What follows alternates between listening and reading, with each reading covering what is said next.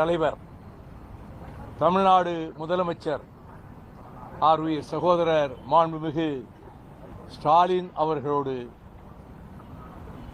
ஒப்பந்தம் செய்து கொண்டதில் மறுமலர்ச்சி திராவிட முன்னேற்றக் கழகத்திற்கு 4 இடங்கள் 4 சட்டமன்ற தொகுதிகள் ஒதுக்கப்படும் என்றும் 3 தொகுதிகளில் உதயசூரியன் சின்னத்தில் போட்டியிடுவதென்றும் ஒரு தொகுதியில் மறுமலர்ச்சி திராவிட முன்னேற்றக் கழகத்திற்கு ஒதுக்கப்படுகிற தனி சின்னத்தில் போட்டியிடுவதென்றும் உடன்பாடு ஏற்பட்டிருக்கிறது.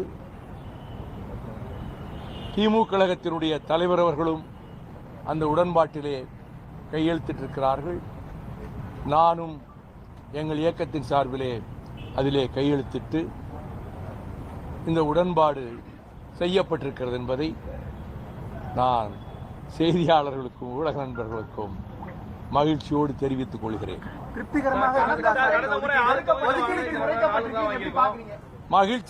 மகிழ்ச்சியோடு தெரிவிக்கிறேங்கிறதுல எல்லாம் அடங்கி போச்சு.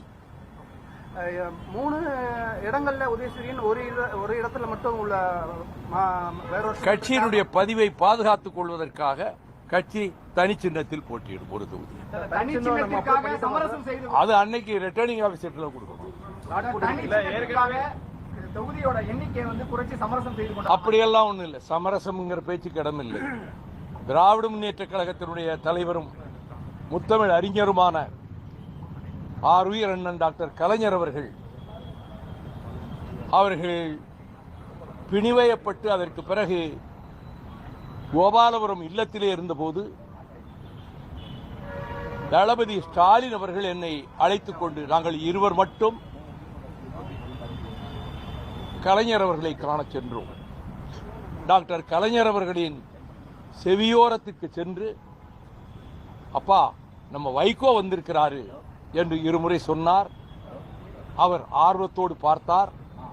நான் கலைஞர் அவர்களிடம் சொன்னேன், உங்களுக்கு ஒரு காலத்தில் எப்படி பக்கபலமாக உறுதுணையாக ஒரு காலத்தில் இருந்தேனோ அதை போல தளபதி அவர்களுக்கும் நான் உடனிருப்பேன், அரணாக இருப்பேன் என்று சொன்னவுடன் அவர் என் கைகளை பற்றி கொண்டார்.